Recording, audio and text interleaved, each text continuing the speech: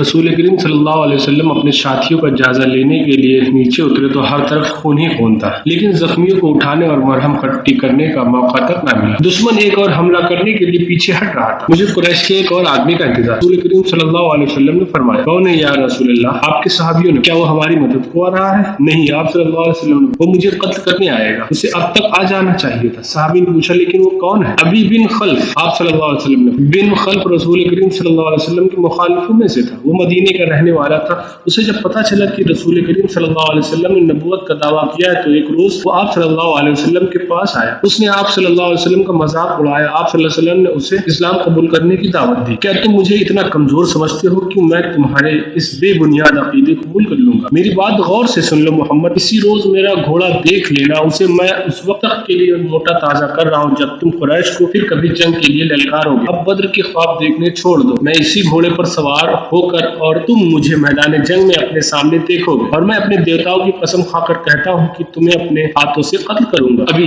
रसूल करीम सल्लल्लाहु अलैहि वसल्लम ने मुस्कुरा कर कहा, जिंदगी और मौत उस अल्लाह के इख्तियार में है जिसने मुझे नबूवत अता फरमाई और मुझे गुमराह लोगों को सीधे रास्ते पर लाने का फर्ज सौंपा है। ऐसी बात मुंह से ना निकालो जिसे मेरे अल्लाह के सिवा कोई भी पूरा ना करे। ऐसा भी हो सकता है कि तुम मुझे कत्ल करने आओ और तुम मेरे हाथों कत्ल हो जाओ। अभी बिन खल्फ रसूल करीम सल्लल्लाहु अलैहि वसल्लम की उस बात पर हंसता हुआ चला गया। अब उहद की जंग में रसूल करीम सल्लल्लाहु अलैहि वसल्लम को अबी बिन खल्फ की याद आ गई थी। जो ही आप सल्लल्लाहु अलैहि वसल्लम ने उसका नाम लिया तो दूर से एक घोड़सवार चरपट दौड़ता हुआ आ रहा। सबने उधर देखा। मेरे अजीज साथियों, रसूल करीम सल्लल्लाहु अलैहि वसल्लम ने अपने साथियों से कहा, मुझे कुछ ऐसा लग रहा है जैसे ये सवार जो हमारी तरफ बढ़ता आ रहा है अभी ही होगा। अगर वो अभी ही होता तो उसे रोकना नहीं, उसे मेरे सामने और मेरे करीब आने देना। मुअर्रिख इब्न हिशाम ने लिखा है कि वो सवार अबी बिन खल्फ ही था। उसने ललकार कर कहा था, समझ जा मोहम्मद अभी आ गया, ये देख मैं उसी घोड़े पर सवार हूँ जो तुम्हें दिखाया। रसूल करीम सल्लल्लाहु अलैहि वसल्लम के साथियों में से 3-4 ने आगे होकर कहा, हमें इजाजत दें कि आप सल्लल्लाहु अलैहि वसल्लम के करीब आने तक से खत्म कर दें। नहीं, रसूल करीम सल्लल्लाहु अलैहि वसल्लम ने फरमाया, उसे आने दो और मेरे करीब आने दो, उसे रास्ता दे दो। रसूल करीम सल्लल्लाहु अलैहि वसल्लम सर पर जंजीरों वाली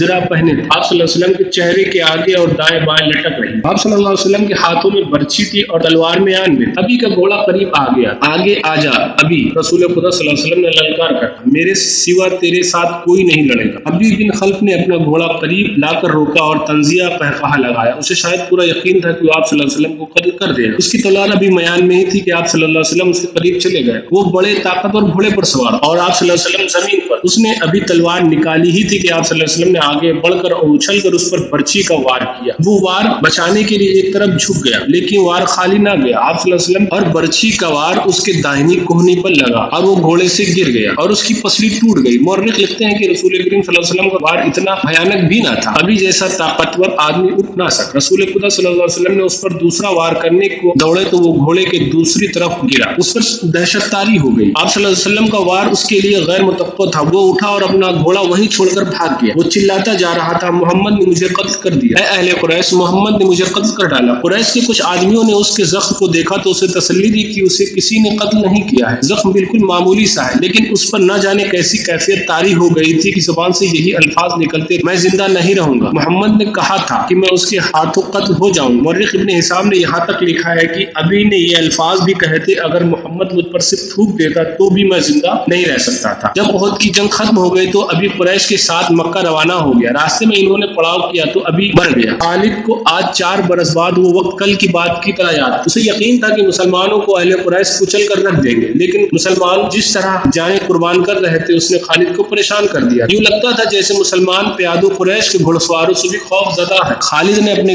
घोड़े को एड़ लगाई और अबू सुफियान को तलाश करता हुआ उस तक पहुंच गया। क्या हम मुसलमानों को फैसलाकुन शिकस्त देने के काबिल नहीं रहे? क्या कुरैश के जवानों में इतना दम नहीं रहा? इन मुट्ठी भर मुसलमानों से खौफजदा होते जा रहे हैं। देखो खालिद, अबू सुफियान ने कहा, जब तक मोहम्मद उसके साथी हैं वो जिंदा सलामत है, ये खून का आखिरी कतरा बच जाने तक शिकस्त नहीं खाएंगे। तो ये फर्ज मुझे क्यों नहीं सौंप देते? खालिद ने कहा। नहीं, अबू सुफियान ने कहा, तुम अपने सवारों के पास जाओ, तुम्हारी क़यादत के बगैर बिखर जाएंगे। मोहम्मद इसके साथियों पर हमला करने के लिए मैं पैदल फौजियों को भेज रहा हूँ। आज मदीने की तरफ जाते हुए खालिद को अफसोस हो रहा था कि अबू सुफियान ने उसके एक अज़्म को कुचल डाला था। रसूल खुदा सल्लल्लाहु अलैहि वसल्लम को قتل کرنے کو وہ اپنا فرض سمجھتا تھا. رسول خدا صلی اللہ علیہ وسلم کو قتل کر کے وہ اپنے دیوتا حبل اور عزوا کو خوش کرنا چاہتا تھا. اس نے اپنے سالار کا حکم ماننا ضروری سمجھا اور اپنے سوار دستے کی طرف چلا گیا. اسے اطمینان ضرور تھا کہ رسول کریم صلی اللہ علیہ وسلم کے ساتھ اب چند ایک ساتھی ہی رہ گئے ہوں گے. آپ صلی اللہ علیہ وسلم کو قتل کرنا اب کوئی مشکل نہیں ہو. اس کے بعد مسلمان اٹھنے کے قابل نہیں ہوں گے. خالد کو میدان جنگ کی کیفیت بڑی اچھی طرح یاد. اس نے ایک بلند جگہ سے دیکھا تھا کہ احد کا میدان اور زمین دور دور تک خون سے لال ہو گئی ہے. کہیں گھوڑے تڑپ رہے ہیں اور کہیں خون میں نہائے ہوئے انسان رو رہے ہیں. زخمیوں کو اٹھانے کا بھی کسی کو ہوش نہ تھا. پھر اس نے دیکھا کہ پیادہ رسول کریم صلی اللہ علیہ وسلم کے پاس پہنچ گیا اور انہوں نے آپ صلی اللہ علیہ وسلم کے ساتھیوں پر حملہ کر دیا. قریش کے 3 آدمی عتبہ بن ابی وقاص، عبداللہ بن شہاب اور ابن قیمیہ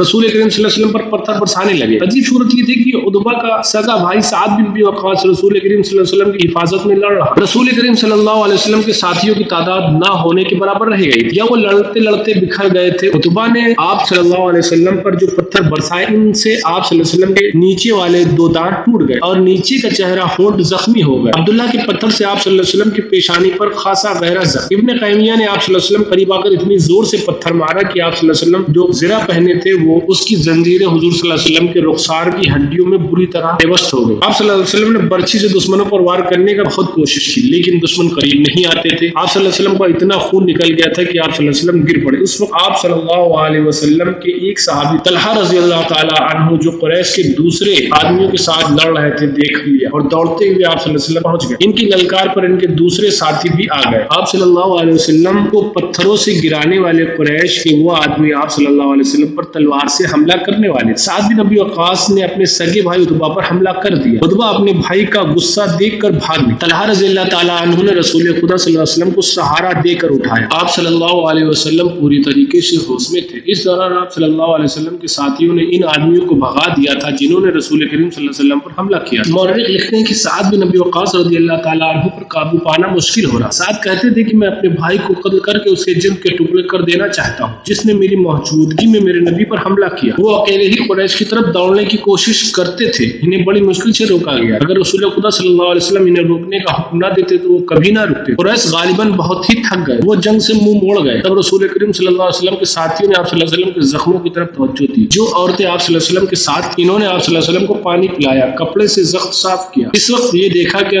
جنزیروں کی ٹوٹی ہوئی کڑیاں آپ صلی اللہ علیہ وسلم کے رخسار کی ہڈی میں اتر گئی تھی. ایک صحابی ابو عبیدہ رضی اللہ تعالی عنہ جو عرب کے مشہور جرار کے فرزند تھے آپ آگے بڑھے. آپ صلی اللہ علیہ وسلم کے رخسار سے کڑیاں نکالنے لگے لیکن ہاتھوں سے کڑیاں نہیں. آخرکار ابو عبیدہ رضی اللہ تعالی عنہ نے دانتوں کی مدد سے ایک کڑی نکال لی اور دوسری کڑی نکالی تو کڑی تو نکل آئی لیکن ابو عبیدہ کے سامنے کے 2 دانت ٹوٹ گئے. اس کے بعد لوگوں نے ابو عبیدہ پھر وہ اسی نام سے مشہور ہو گئے. یہ بھی رسول کریم صلی اللہ علیہ وسلم کا معجزہ تھا کہ اس کے بعد ابو عبیدہ ایسے خوبصورت دکھتے تھے کہ ان کے چہرے سے نگاہ نہیں ہٹی. ام ایمن جو رسول کریم صلی اللہ علیہ وسلم کے بچپن میں آپ صلی اللہ علیہ وسلم کی دایا رہ چکی، آپ صلی اللہ علیہ وسلم کو گھیرے میں لیے ہوئی تھی. اس وقت آپ صلی اللہ علیہ وسلم کی طبیعت سنبھل چکی تھی. اچانک ایک تیر ام ایمن کی پیٹھ میں اتر گیا اور اس کے ساتھ ہی دور سے ایک قہقہہ سنائی دیا. سب نے ادھر دیکھا تو قریش کا ایک آدمی حبان بن القرا دور کھڑا ہنس رہا تھا. اس کے ہاتھ میں کمان تھی. یہ تیر اسی نے چلایا. وہ ہنستا ہوا پیچھے کو مڑا. رسول خدا صلی اللہ علیہ وسلم نے ایک سعد بن وقاص کو دے کر کہا یہ شخص یہاں سے تیر لے کر واپس نہ جا پائے. سعد بن وقاص رضی اللہ تعالی عنہ جو عرب کے تمام قبائل میں تیر اندازی پر بہت مشہور تھے، کمان میں تیر ڈال کر حبان پر چلا دیا. تیر حبان کی گردن میں اتر گیا. سعد کے تمام ساتھیوں نے بڑی زور سے قہقہہ لگایا. حبان ڈگمگاتے ہوئے چند قدم چلا اور وہ گر. آج جب خالد مدینے کی طرف جا رہا تھا، احد کی پہاڑی کے اوپر چڑھ رہا تھا، اسے اپنے کچھ ساتھی یاد آنے لگے. عقیدوں کے اختلاف نے بھائی کو بھائی کا دشمن بنا دیا تھا لیکن خالد کو یہ بھی خیال آیا کہ بعض لوگ اپنے عقیدوں کو اس لیے سچا سمجھتے کیونکہ وہ اس کے ماننے والے ہوتے تھے. حق اور باطل کے فرق کو سمجھنے کے لیے بڑی مضبوط شخصیت کی ضرورت ہوتی ہے. سوال اسے پھر پریشان کرنے لگا میں مدینے کیوں جا رہا ہوں؟ اپنا عقیدہ مدینے والوں کی یا ان کا عقیدہ قبول کرنے کے لیے؟ اسے ابو سفیان کی آواز سنائی دی جو ایک ہی روز پرانی تھی. کیا یہ سچ ہے کہ تم مدینے جا رہے ہو؟ کیا تمہاری رنگوں میں ولید کا خون سفید ہو گیا ہے؟